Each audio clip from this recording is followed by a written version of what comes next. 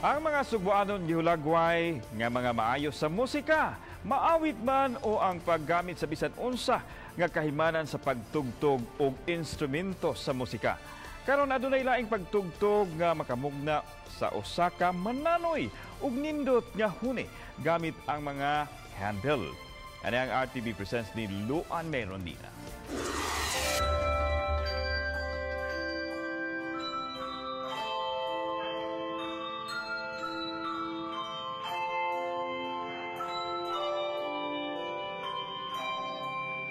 Una silang nailhan sa social media tungod sa lahi ug maanindot nga huni sa musika nga namugna gamit lang ang mga handbells.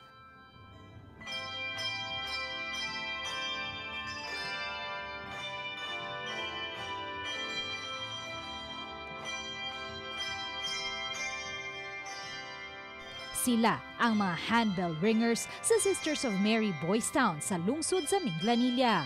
Mga tinunan sa grade 9 o grade 11 ang milangkob sa 24 ka mga sakop sa handbell choir sa naasong tunghaan. Niadtong katapusan lang sa buwan sa Hunyo sila nagsugod og training, pinaagi sa abag sa usa ka langyaw nga donor. Usa ka retired Korean handbell ringer ang nagtudlo ni ining maong mga tinunan. Apan matod sa pagduma ni ini, nagsugod ang ideya dito sa nasod sa Japan gani ang nagdonar ni ining maong mga handbells mao ang Japan Handbell Association.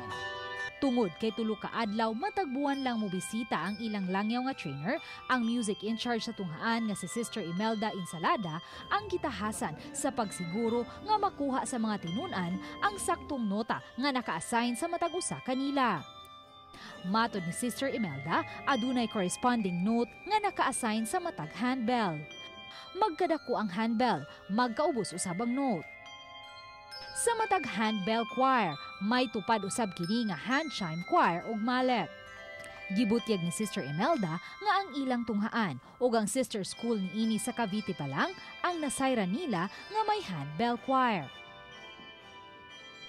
Okay, ang sa amo dili lang mag-focus mi sa academic, dili lang bud sa skills. Amo pong i-develop ilang talent.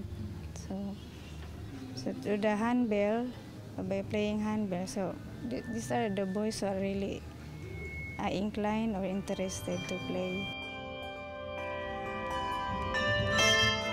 Sa pagkakaroon, gihimo lang una nila kini aron paghatag og kalingawan sa ilang mga donors nga mobisita sa ilang tunghaan.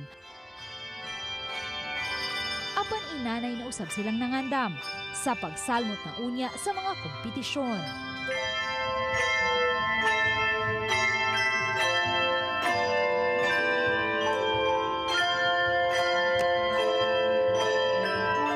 Usa sa mga milangkob sa handbell choir, ang 15 anyos nga si Paul Phoenix Magnon nga taga Samal Island, Davao del Norte.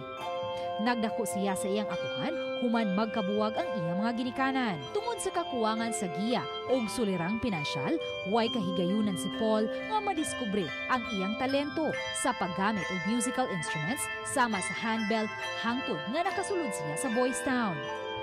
Actually, naiimpil ko sa rondalya.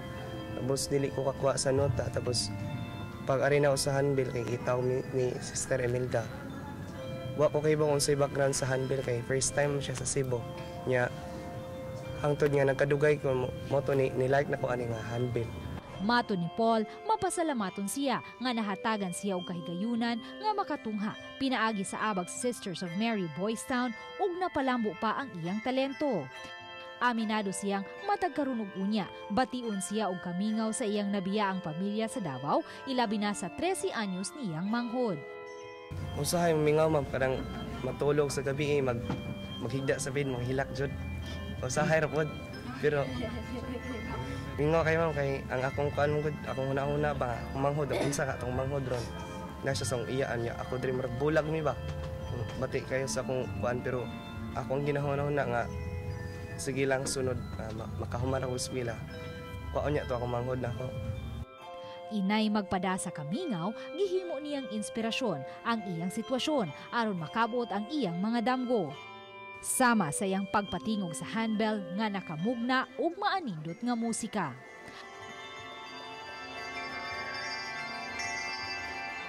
Ako si Luan Merondina, o kini ang akong short dokyo.